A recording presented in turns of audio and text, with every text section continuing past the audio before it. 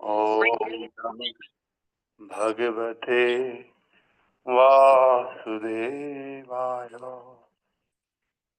ओम नमः भगवते वासुदेवाय।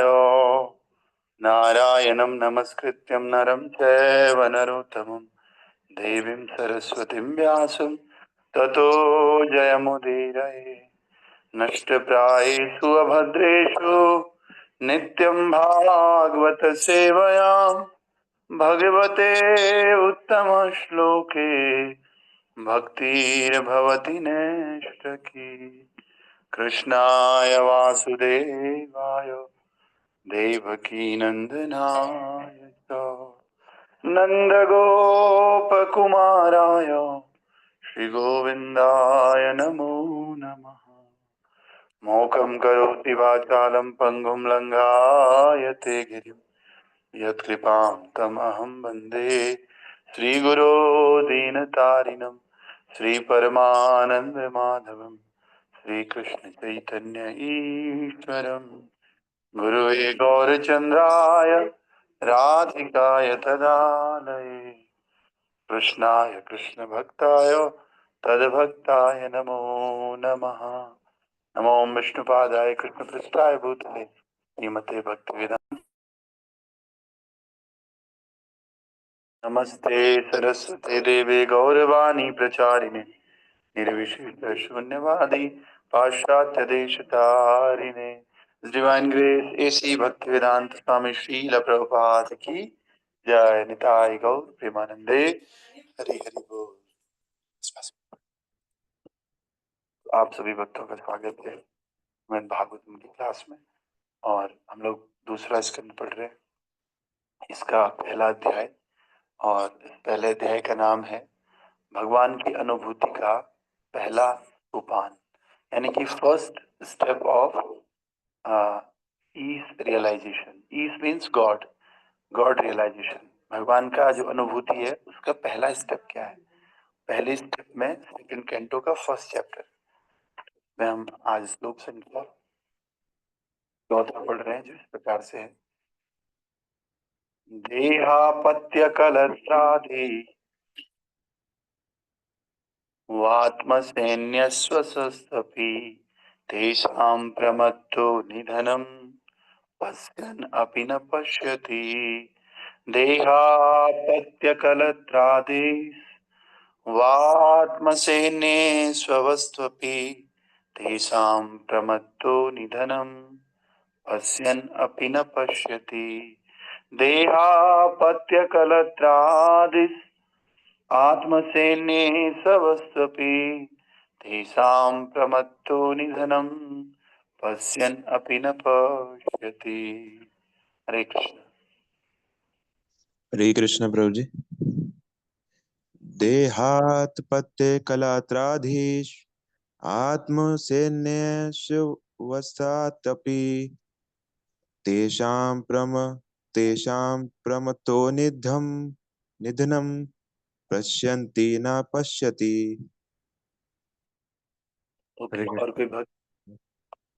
देहाप्यकालधृत्यः आत्मसन्न्यासस्तवः अपि तेष प्रमत्तो निधन् पश्यन् अपि न पश्यति। हरे कृष्ण प्रभु जी। देहापत्यकालदृश्य आत्मसंयेन असक्तत्वं तेषां प्रमतो निधनं पश्यन्नपि न पश्यति।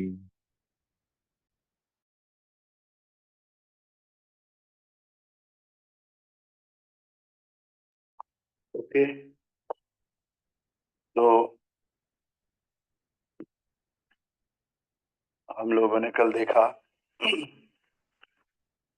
कि जो ईर्ष्यालु गृहस्थ रहते हैं, भगवान कह रहे हैं निंद्रया हीयते नक्तं व्यवायेन च वा भय दिवाचार्थे हया राजन कुटुंब भरणेन वा।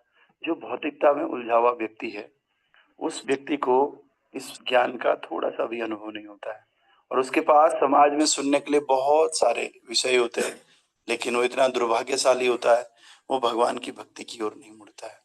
फिर हमने देखा था ऐसे गृहस्थ करते क्या है, ऐसे जो ग्रह मेदी हैं, जो ईर्ष्यालु हैं, वो क्या करते हैं, वो रात को या तो सोने में बिताते हैं या मैथुन करने में बिताते हैं, और दिन को या तो पैसा कमाने में बिताते हैं या तो पैसा करने में बिताते हैं, या फिर कह रहे कुटुंब भरणेन वा, या तो कुटुंब का भरण पोषण करने में करते हैं, दो काम करते हैं। तो ये हमने देखा था, लेकिन आज इससे आगे बताएंगे कि होता क्या है।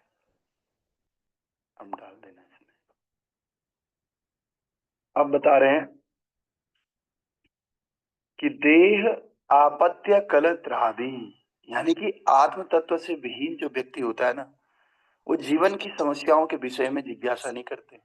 वो जन्म, मृत्यु, जरा और व्याधि, इनके बारे में नहीं सोचते। क्यों नहीं सोच पाते? क्योंकि वे शरीर, बच्चे तथा पत्नी रूपी विषणोन्मुख सैनिकों के प्रति अत्यधिक आसक्त रहते हैं। तो हमारे पास तीन तरह के सैनिक हैं, एक का नाम है शरीर, दूसरे का नाम है बच्चा, और तीसरे का नाम है पत्नी। पर्याप्त अनुभवी होने के बाद भी वे अपने अवश्यंभावी मृत्यु को नहीं देख पाते। सब कुछ जानते हैं कि फलाना भी गया, ये भी गया, वो भी गया, लेकिन फिर भी वो अपनी मृत्यु नहीं देख पाते। कह रहे हैं पश्यन अपि न पश्यति। पश्यन अपि का मतलब देखते हुए भी। जैसे आपने देखा होगा कई बार जब क्रिमेशन ग्राउंड में जाते हैं, शव जल रहा होता है, मुर्दा जल रहा होता है, लेकिन पीछे लोग अपनी प्लानिंग बना रहे होते हैं। उनको ये पता नहीं चलता कि बेचारा जैसे गया है, ऐसे ही सबने जाना है एक दिन। वो पीछे बात कर रहे होते हैं, उस समय भी एक मौन रखा जाता है ना थोड़ा, उस मौन में भी उनके एक्शन चल रहे होते हैं कि अच्छा इतने बजे का टाइम मीटिंग वहां दिया है ना। तो वो सब कुछ देख रहे हैं, लेकिन सब कुछ देखने के बाद भी वो कुछ नहीं देख रहे, इसलिए कह रहे हैं पश्यन अभी न पश्यति। देख रहे हैं लेकिन उसके बाद भी कुछ नहीं देख रहे, तो इसको बोलते हैं अनुभवहीनता। तो हमने कल इसका एक पैराग्राफ पढ़ा था, आज इसका हम दूसरा पैराग्राफ पढ़ रहे हैं। बस आप इतना समझिए कि देश, समाज, स्त्री, बच्चे, शरीर, इन सब में ही हम आ सकते हैं, इनसे ऊपर नहीं उठ पा रहे हम लोग।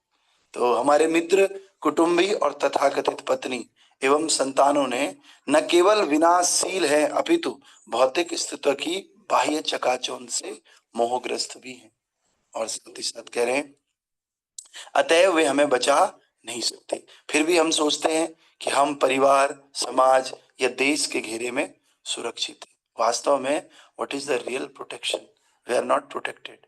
हम लोग नहीं बचे हुए। अगर किसी की लिखी होगी ना, वो कैसे भी चले जाएगा। आपको पता है कल एक योगाचार्य थे, योग करवाते थे, फिट रहते थे, 3 किलोमीटर दौड़ते थे, और 54 साल से उनको कोई बीमारी नहीं हुई। और योगाचार्य जो होगा उसका हृदय तो बहुत स्ट्रांग होगा ना, हार्ट अटैक का तो मतलब ही नहीं बनता। सुबह वर्जिश करी उन्होंने, थोड़ी देर बाद मंदिर के पास में जाते हैं, ऐसे दौड़ने जाते हैं, अपना योग किया, 1 बजे उठ जाते थे, 1 डेढ़ बजे सुबह, नहा धो करके योग करके पूजा पाठ ध्यान करके मंदिर जाते थे।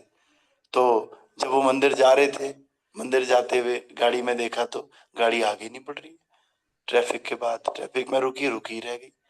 प्लस सबने देखा तो अपनी सीट पे मरे हुए पड़े। तो बोलो कैसे, क्या निकला रिपोर्ट में, कैसे मरे? उनको हार्ट अटैक हो गया। जो कच्चा खाते थे, तेल बिल्कुल नहीं खाते थे। आप कुछ भी कर लो, आप कच्चा खाओ, तेल मत खाओ, जिस चीज ने होना है वो होके रहेगा। इसीलिए और चीजों का मुझे नहीं पता, लेकिन इतना पता है मृत्यु अवश्यंभावी है। जिसकी मृत्यु आनी है कोई नहीं रोक सकता है। जाके राखे साइया मार सके ना कोई, राखे कृष्ण मारे के निरेंद्र, मारे कृष्ण राखे के, राखे कृष्ण मारे के, मारे कृष्ण राखे के। कुछ भी क्यों ना कर लो। कई लोग आपने देखे होंगे खूब खाते पीते हैं, मौज करते हैं, सालों से पी रहे हैं, लेकिन कुछ नहीं होता उनको। कभी कभी ऐसे भी होता है, ऐसे केस भी आपको 5% मिल जाएंगे। क्यों? राखे कृष्ण तो भाई मारे के, और मारे कृष्ण तो राखे के। कभी कभी आपने देखा होगा बहुत अच्छे अच्छे लोग हैं, वैष्णव हैं, खान पान का ध्यान रखते हैं और तेल भी कम खाते, फिर भी वो बीमारी रहते हैं। क्यों? क्योंकि भैया ये कर्म का लेखा जोखा है, वास्तव में खाने पीने का लेखा जोखा नहीं। और जिसका खा पी करके भी हो रहा है ना कहीं भगवान उसको प्रेरणा दे रहे हैं, बेटे ये तेरा इस जन्म का है, तुझे भोगना पड़ेगा। लेकिन भक्तों के जीवन में क्या होता है कि वो जो जितना आपको दिख रहा है ना, मान ले कोई बहुत बीमार रहता है तो वास्तव में उसका कर्म उससे भी ज्यादा था, लेकिन भगवान की भक्ति करके वो कर्म सही हो गया और कम हो गया। उसको भोगने के लिए भगवान ने उसको दे दिया कि चल भाई तेरा सब्बल चुभना था लेकिन मैं सुई चुभाऊंगा बस, ठीक है। तो इस प्रकार से हम लोग मृत्यु को नहीं देख पाते। हम सोचते हैं कि मैं परिवार वालों के घेरे में हूँ, अरे मैं बड़ा सुरक्षित हूँ। वास्तव में परिवार सुरक्षा देता है, लेकिन बहुत टेम्पररी लेवल पे। वो परिवार वाला खुद ही सुरक्षित नहीं, वो क्या सुरक्षा देता है। लेकिन हम सबको एक बात बड़े प्यार से समझनी चाहिए कि डायरेक्टली और indirectly ultimately we are in the protection of supreme lord Shri Krishna. मान लिया कुछ कोई बीमार है, परिवार वाले बोल रहे बेटे खिचड़ी खा ले। खिचड़ी कहाँ से आई? बाजार से। बाजार में कहाँ से आई? खेत से। खेत में किसने दी? प्रकृति ने। प्रकृति किसके अंडर में? मया दक्षिण सूयते, मया दक्षिण प्रकृति सूयते सचराचर। भगवान कह रहे हैं जब तक मैं बारिश नहीं दूंगा ना तब तक अन्न उगा के दिखा। तो अन्न उगा के हम लोग दिखा नहीं सकते तब तक। आप कुछ भी काम कर लो ना और थोड़ा सा दिमाग लगा के उसके जड़ पे चले जाओ। जड़ पे आपको कौन मिलेंगे? भगवान मिलेंगे। आप गीता से प्रूफ कर लो, भागवतम से प्रूफ कर लो, और किसी भी अदर फिलोसॉफी से प्रूफ कर लो, सर्व कारण कारणम कृष्ण ही कारण निकलेंगे। समझ रहे? हम बस उनकी दी हुई सामग्री को यूज कर सकते हैं। जैसे कोई बच्चा बोले मैं करता हूँ, मेरे पास दुनिया भर के पैसे, लेकिन वो पैसे किसने दिए? उसके पिताजी ने दिए। अगर वो पिताजी पैसे ना देना तो किसी लायक नहीं हो। लेकिन पिताजी के पैसों का जब तक पैसे हैं तब तक वो ऐश करेगा, दूसरों की मदद करेगा। लेकिन जिस दिन सप्लाई बंद उसी दिन उसकी मदद वदद सब कुछ बंद। उसी प्रकार से भगवान हमें अन्न दे रहे हैं, भगवान हमें जल दे रहे हैं। क्या सच बताओ, कोई आदमी खाना बना सकता है? वो तो पकाता है। क्या करता है? पकाता है। किसान क्या करता है? किसान अपनी मर्जी से उगा सकता है क्या? नहीं, किसान बस उसमें निमित्त बनता है। वास्तव में भगवान गीता में कहते हैं कि मैं वर्षा के माध्यम से अन्न प्रदान करता हूँ। मैं धरती के माध्यम से, धरती माँ और पिता हो गए भगवान, दोनों मिलकर के अन्न पैदा करते हैं, और उस अन्न को मनुष्य खाता है, खा करके पुष्ट होता है, तब इस संसार में व्यवहार करता है। आप गीता का चौथा पांचवा अध्याय पढ़ लीजिए, आपको पता। अन्न भवंती पर्यंता, वर्षा होती है तब जाकर के अन्न मिलता है। भैया मैं वर्षा ही ना करूं, कहां से आप अन्न ले लोगे? नहीं ले सकते। तो इसलिए बस मैं एक ही बात कहना चाह रहा हूँ, हम जो समझ रहे हैं कि हमारे परिवारजन, दोस्त, समाज ये हमें वास्तव में बचा रहा है, ऐसा नहीं। ये बचाने के निमित्त बन रहा है। अल्टीमेटली जो पावर है, जो शक्ति है, वो कौन दे रहे हैं? भगवान। कोई बीमार हो गया, कैसे वो दूसरे को बचाएगा? खुद ही बीमार है। लेकिन एक परिवार में दो लोगों को उसने सही रखा हुआ है, तो किसकी कृपा है? ठाकुर जी की कृपा है। ठाकुर जी चाहे तो कुछ भी कर सकते हैं। तो इसलिए मानव सभ्यता का संपूर्ण भौतिकवादी विकास शव की सजावट के समान है। प्रत्येक व्यक्ति शव के तुल्य है, जो कुछ दिनों तक अपने पंख फड़फड़ाता है, फिर भी मनुष्य जीवन की सारी शक्ति इस शव को अलंकृत करने में व्यर्थ जाती है। जरा सुखदेव गोस्वामी मोहग्रस्त मानवीय कार्यकलापों की वास्तविक स्थिति का दर्शन करके कर्तव्य की ओर संकेत कर रहे हैं।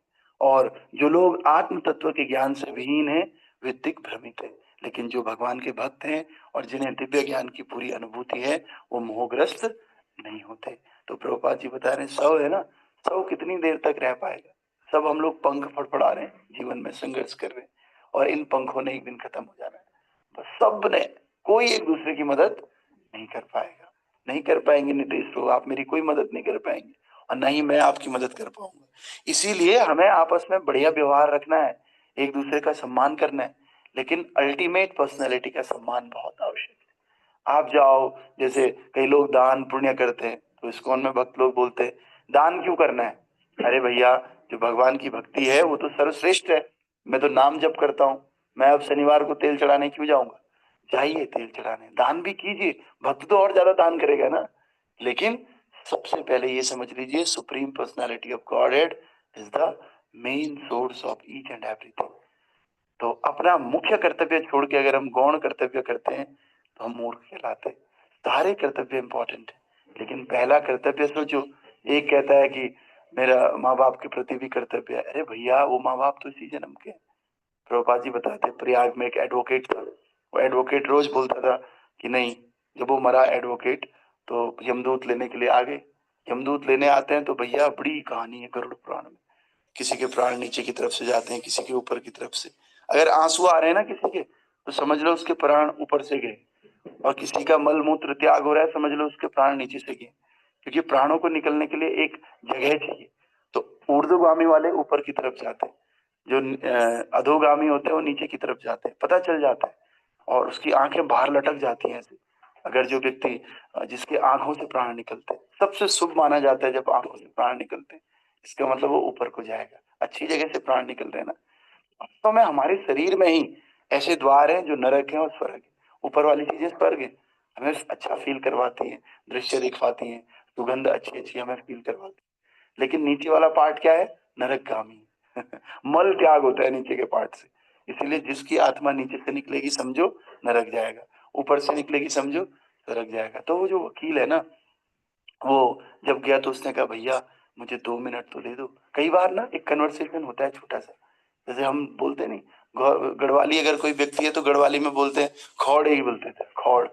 खौड़ मतलब उसकी बुद्धि खत्म होगी, काम ही नहीं कर रहा है, वो घबरा रहा है बहुत ज्यादा। जब मरते समय ना वो पहचानना भी भूल देता है ये कौन है वो कौन है। तो ऐसा क्यों होता है? क्योंकि उसके सामने यमराज आते हैं, यमराज के दूत आते हैं, और वो दूत बड़ी बड़ी डरावना चेहरा होता है, बहुत ज्यादा डर जाता है। उनके हाथ में रस्सियां होती है, और उन रस्सियों को देख के जब वो डरता है तो वो सब कुछ भूल जाता है, ये कौन है वो कौन है। हमारे सामने भी ऐसे ही हो सकता है जब हम डर जाते हैं। तो वो व्यक्ति को बोला उसने कहा मुझे 2 मिनट दे दो, क्योंकि मेरे पास बहुत जायदाद है, मैं अपनी वसीयत जरा अपने बच्चों के नाम कर दूं, 2 मिनट दे दो बस। तो भैया यमदूतों ने कहा बेटे तेरे पास लोग आए थे ना, माला कर ले। तेरे पास भक्त प्रभुपाद जी रोज जाते थे उसके पास, ये माला कर लो, ये थोड़ा सा गीता पढ़ लो। तूने तो कहा I have no time, now this is our turn, we don't have time.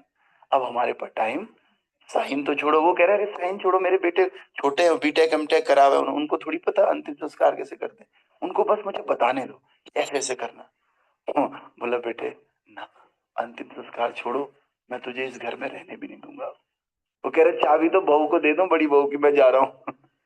महाराज कहते हैं कोठरी किराए की कोठरी है, ये कोठरी खाली करा दी जाएगी, एग्रीमेंट है एक तरह का कि भाई आपके जीवन की अवधि इतनी है, आप कुछ भी कर लो, जो अवधि निश्चित है ना उससे ज्यादा सांस नहीं ले पाओगे आप उस अवधि को कम कर सकते हो लेकिन बढ़ा नहीं सकते। इसीलिए हम जो उल्टे सीधे काम करते हैं ना, जिसमें बहुत ज्यादा सांस लेने की आवश्यकता होती है, हम अपनी अवधि को कम कर रहे हैं। कम हो सकती है अवधि, लेकिन ज्यादा नहीं हो सकती। तो सोचो उस अवधि को हम कम कर रहे हैं। तो फिर प्रभुपाद जी ने कहा कि भाई ऐसे ऐसे लोग हैं जो नहीं मानते हैं समय के समय, और जब समय चला जाता है तो फिर पछताते हैं। कोठरी खाली कर दी जाएगी किराए पे। अब एग्रीमेंट होता है बॉम्बे दिल्ली में, देहरादून में भी होने लग गया थोड़ा थोड़ा। दिल्ली बॉम्बे में एग्रीमेंट होता है 11 महीने का, फिर हर साल उसको रिन्यू करवाना होता है, क्या पता कोई कब्जा कर ले। जैसे 11वां महीना आता है, अगर लैंडलॉर्ड नहीं चाह रहा है कि आप वहीं रहो, तो वो बोलता है बेटे 1 महीने पहले बोल देता है ये इंटीमेशन है, जाओ तुम्हें जाना होगा, खाली करना होगा। तो फिर वो वकील कह रहा है भैया मुझे तो कोई इंटीमेशन मिला नहीं कि आपको ये शरीर छोड़ देना, किराए का शरीर है ये छोड़ना पड़ेगा एक दिन। तो कह रहे मुझे कोई इंटीमेशन नहीं है। तो यमराज अपने दूतों को बोलते हैं भैया ये कन्वर्सेशन बता रहा हूँ मैं गरुड़ पुराण का, गरुड़ पुराण में ये कन्वर्सेशन है गरुड़ जी के बीच में और भगवान के बीच में। गरुड़ जी कह रहे हैं भगवान कैसे अंतिम यात्रा होती है मुझे बता दो, और भगवान गरुड़ को सारा कुछ समझा रहे हैं। हमारे यहाँ उल्टा होता है, जब व्यक्ति मर जाता है तब गरुड़ पुराण करते हैं। अरे भैया पहले करते तो वो पापों से बच जाता। तो फिर वो गरुड़ जी को बता रहे हैं भगवान कि मैं क्या कह रहा था, क्या बात बता रहा था मैं। हाँ नहीं, एक बात मैं और बता रहा था अभी, एग्रीमेंट वाला ना, रेंट एग्रीमेंट है, और ये कोठरी जो है खाली कर दी जाएगी। उसके बाद I was telling something very interesting. तो तो जो एग्रीमेंट खाली होता है तो यमदूत जो, हाँ यमराज जी पूछते हैं अपने दूतों से भैया कि भाई तुमने इनको इंटीमेट क्यों नहीं किया, क्योंकि भाई एग्रीमेंट है तो इंटीमेट करना पड़ेगा ना।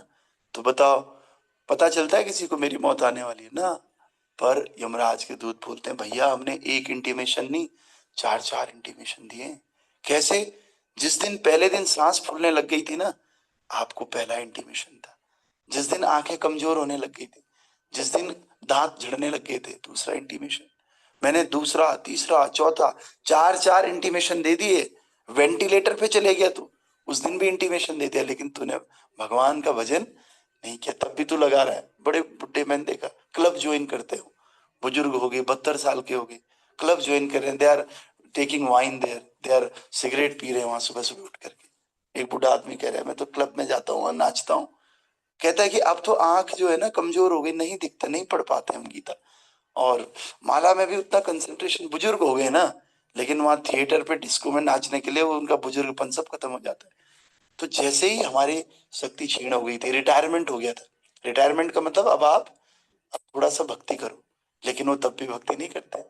तो यमराज के दूत बाल सफेद करके इंटीमेशन देते हैं, आंखें कमजोर करके इंटीमेशन देते हैं, और आपकी किसी किसी के हाथ ऐसे होते हैं, देखना तो बुजुर्ग लोग होंगे, ये इंटीमेशन देते हैं भैया अब आपका किराया धीरे धीरे खत्म होने वाला है, आपको अब कोठरी खाली करनी होगी अपनी, आपका किराए का एग्रीमेंट लगभग खत्म होने वाला है, अपना सामान समेट लो। लेकिन वो फिर भी हॉस्पिटल जा रहे दवाई के लिए जाओ, ठीक करो चीजों को, लेकिन ये समझ जाओ कि भाई अब मैं नजदीक आने वाला हूँ। लेकिन जो भगवान का भक्त होता है ना, वो ऐसी बातों से डरता ही नहीं, उसे पक्का पता है मुझे जाना ही है भाई।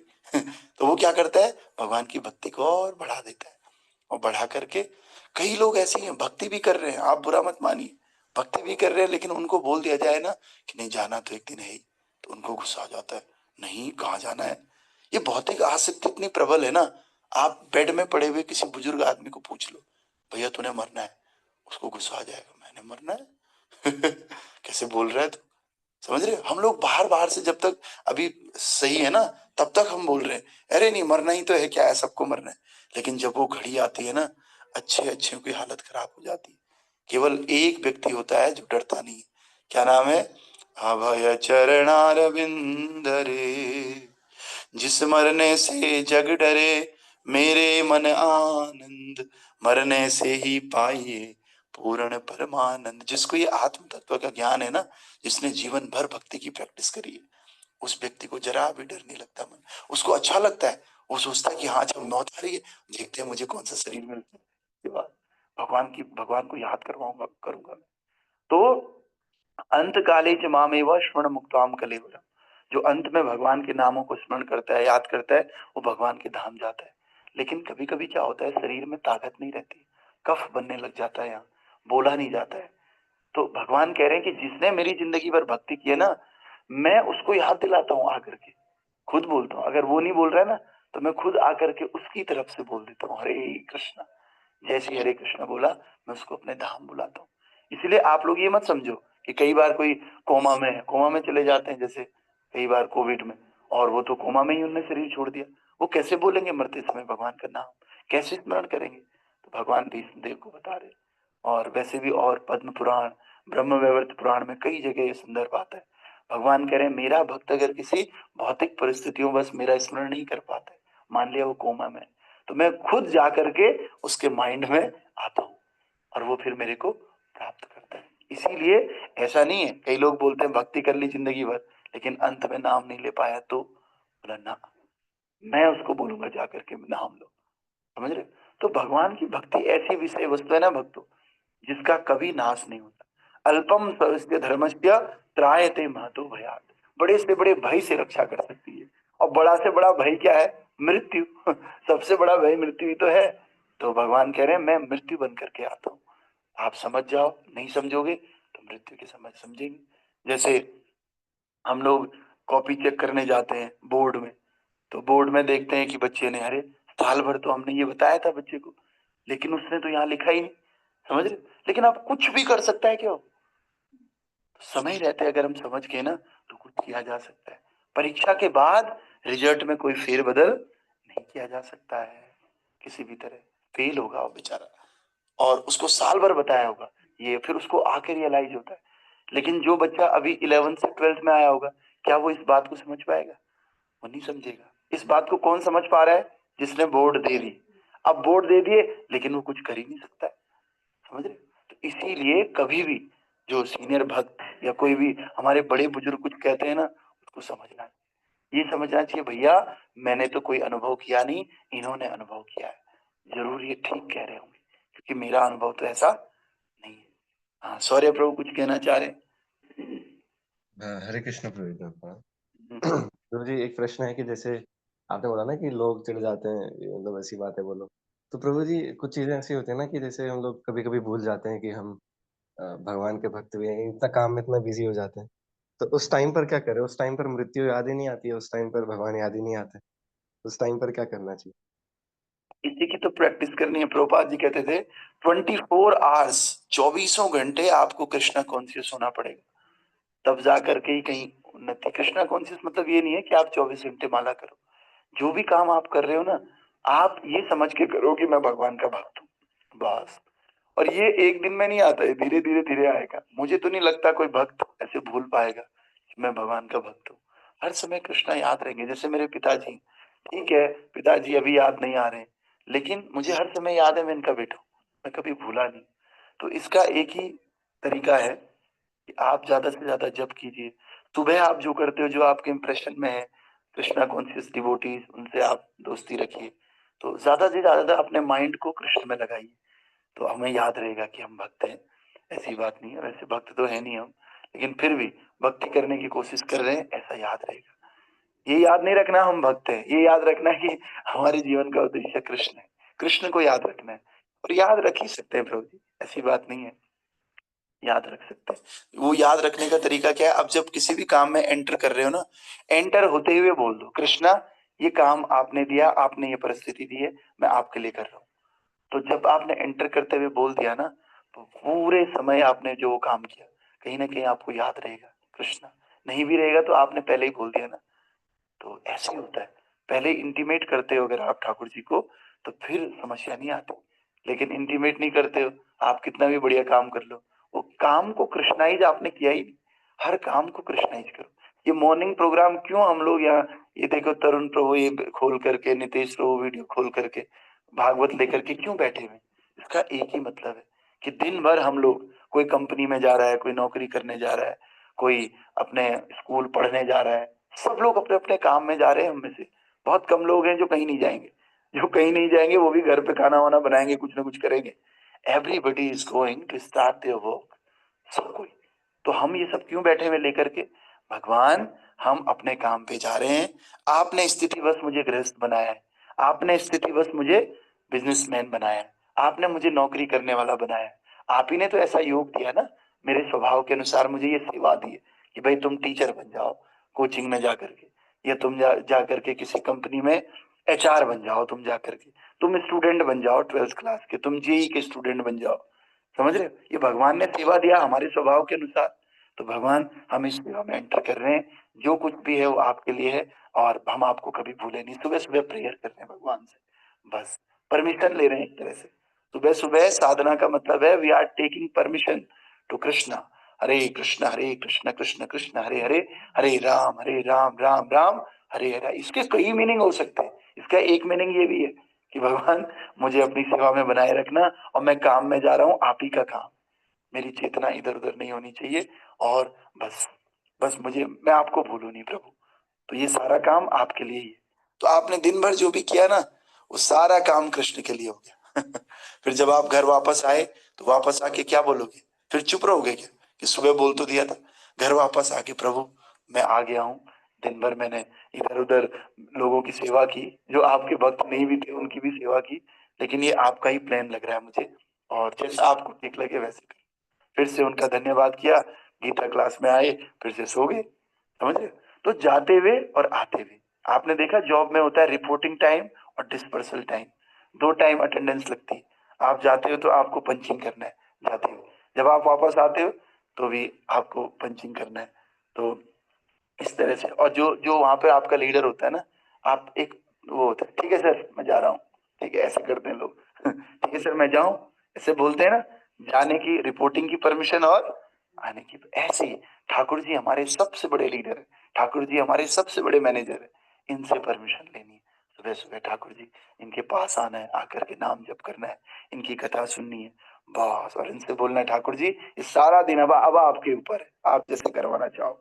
फिर जब आगे, भगवान आपने अच्छा किया, इनको प्रणाम किया, बस मन में खाली बोलो भी नहीं, प्रणाम करके, प्रणाम करने का मतलब ही है ठाकुर जी मैं आ गया।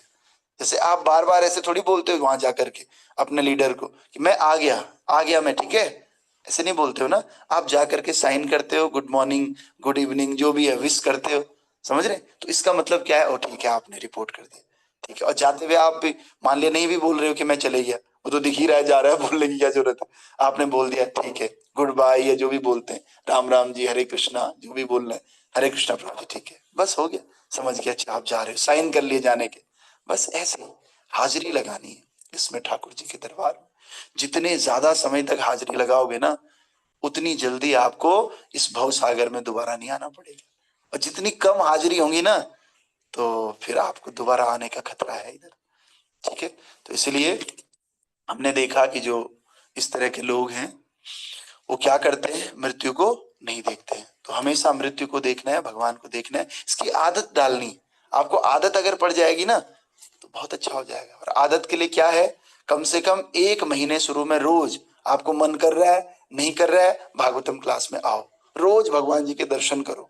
नहीं भी मन कर रहा है, अरे 1 महीने क्या, मुझे लगता है 1-1 साल तक भी आदत नहीं पड़ेगी, लेकिन फिर भी हमें करना है, करना है, करना है। जब तक ठाकुर जी को बोलना, देखो मेरे को इतना प्रेम है नहीं, मुझे नहीं पता, लेकिन कम से कम मैं तो ये करता रहूंगा, क्योंकि मुझे इतना ज्ञान है, ये करने से मेरा उद्धार होने वाला है। कई भक्त बोलते हैं नाम में टेस्ट ही नहीं आ रहा है, प्रभु जी है नहीं ना, अंदर से आ नहीं रहा कि मैं दर्शन करूं, लेकिन संत बताते हैं फिर भी करो।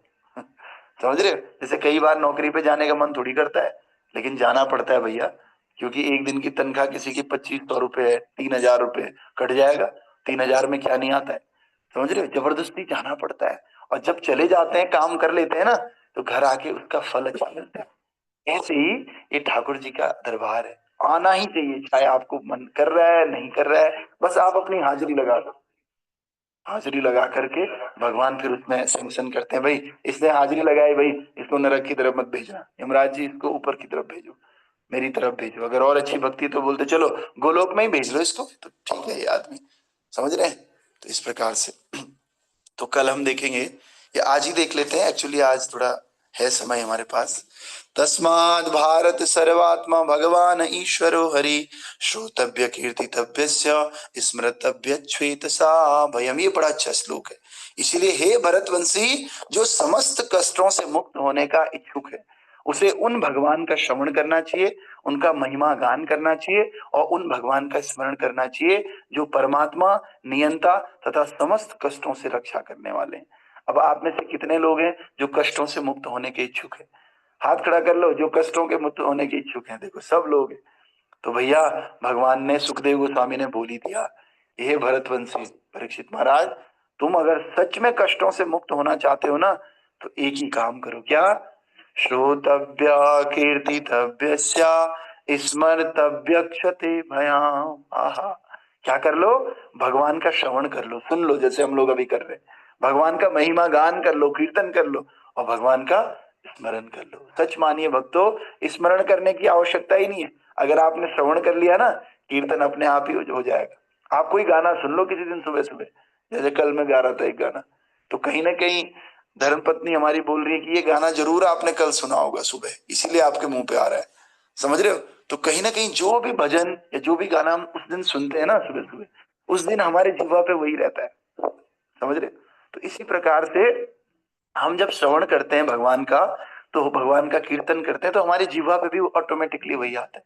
सब चीजों की जड़ है श्रवण। श्रवण करोगे तो वैसा ही कीर्तन, और जब श्रवण और कीर्तन एक जैसा होगा ना, तो स्मरण भी वैसे ही होगा। स्मरण के लिए आपको कुछ खास करने की जरूरत नहीं। लोग बोलते हैं मैं भगवान का ध्यान कर रहा हूँ, ध्यान बिना श्रवण कीर्तन के हो ही नहीं सकता। सुना आपने कुछ और, कीर्तन आप कुछ और कर रहे हो, श्रवण किसी और चीज का कैसे हो जाएगा, भगवान का कैसे हो जाएगा? इसलिए आप बस 1-1.5 घंटे कथा सुनो, सुन करके आपके उसमें अपने आप ही आ जाएगा।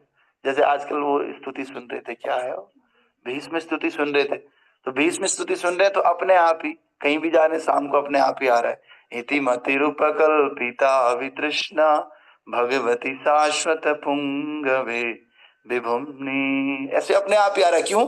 आपने वही सुना, तो उसको बार बार सुनोगे तो वही आएगा मुंह पे, समझ रहे हैं? तो कई बार लोग जॉब करते हैं, जॉब करते करते वहां भी अपने सीनियर्स को बोल देते हैं, प्रभु जी अब बाद में पता चलता है ये प्रभु जी नहीं बोल रहे, यहाँ तो सर बोल रहे कोई अगर वो है फीमेल स्टाफ है तो उसको माता जी ये वाली फाइल कर दो माता जी माता जी बोल देते हैं वहां समझ रहे।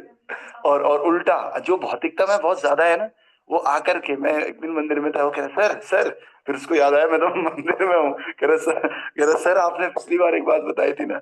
तो इस तरह से जैसा जैसा हमारा श्रवण होगा ना प्रभु जी, वैसा ही कीर्तन होगा, और जैसा श्रवण और कीर्तन होगा वैसा ही हमारा स्मरण होगा।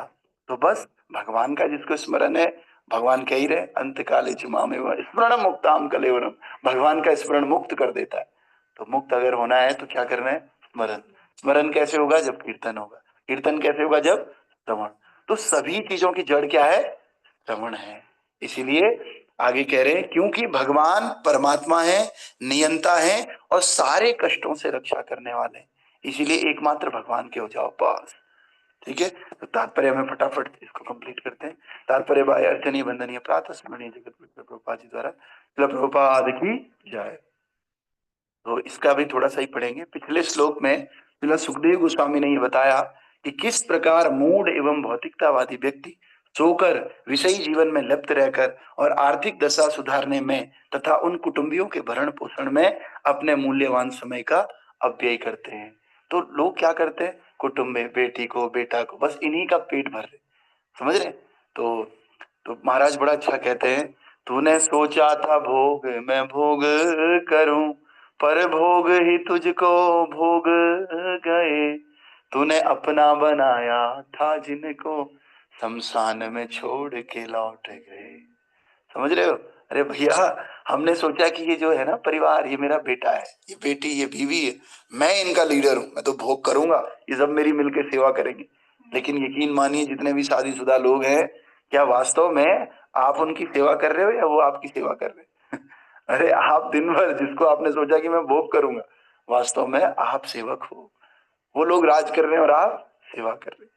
तो फिर क्या हुआ, जरा सी उम्र कम हो गई तो वो आपको आंख दिखाने लगे। तो जब आपके हाथ पैर इंद्रिया काम करना बंद हो गई ना, तो वही जिनका आप भरण पोषण कर रहे थे वही आपको आंख, क्या किसी ने बोला कि जरा दलिया बनाना मेरे लिए, बेचारे बुजुर्ग आदमी, बना रही हूँ थोड़ी देर में, समझ रहे हो। तो ऐसा ही होता है। इसीलिए हमने क्या करना है, तो दुनिया को भी हम अपना नहीं बना पा रहे और भगवान को भी अपना नहीं बना पा रहे, क्योंकि दुनिया तो निश्चित बात है वो बनी नहीं सकती अपनी क्योंकि वो है ही नहीं परमानेंट, उसने तो मरना है ही एक दिन, मैंने भी मर जाना है। तो कम से कम हमको भगवान को अपना बनाना है।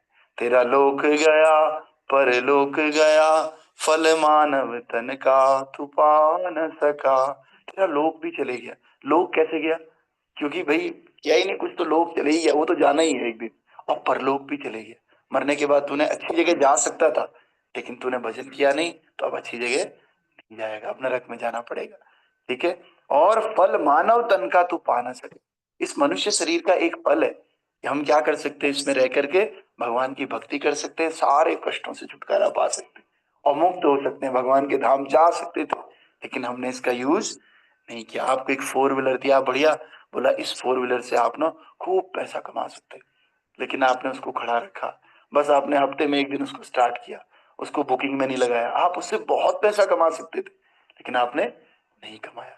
नहीं कमा करके आपने आपकी अब अपनी आर्थिक स्थिति भी खत्म कर दी, और उस गाड़ी को धीरे धीरे क्या होगा, जंग लगना शुरू हो जाएगा। एक दिन वो गाड़ी भी खराब होनी है, और लेकिन उस गाड़ी का आप अच्छा यूज नहीं कर पाए। उसी तरह भक्तों, ये हमारी गाड़ी है, इसमें आंख नाक कान, और इसकी एक्सपायरी डेट है किसी ना किसी दिन। तो जब तक ये हमारे पास है बहुत कम समय के लिए, तो इसका हमें सदुपयोग करना चाहिए। क्या करना चाहिए, हरि भजले हरि भजले, हरि भजने का मौका है। हरि भजले हरि भजले, हरि भजने का मौका है। प्रभु गुण गा प्रभु गुण गा, ये मौका भी अनोखा है। प्रभु गुण गा प्रभु गुण गा, ये मौका भी अनोखा है। हरि भजले हरि भजले, हरि भजने का मौका है।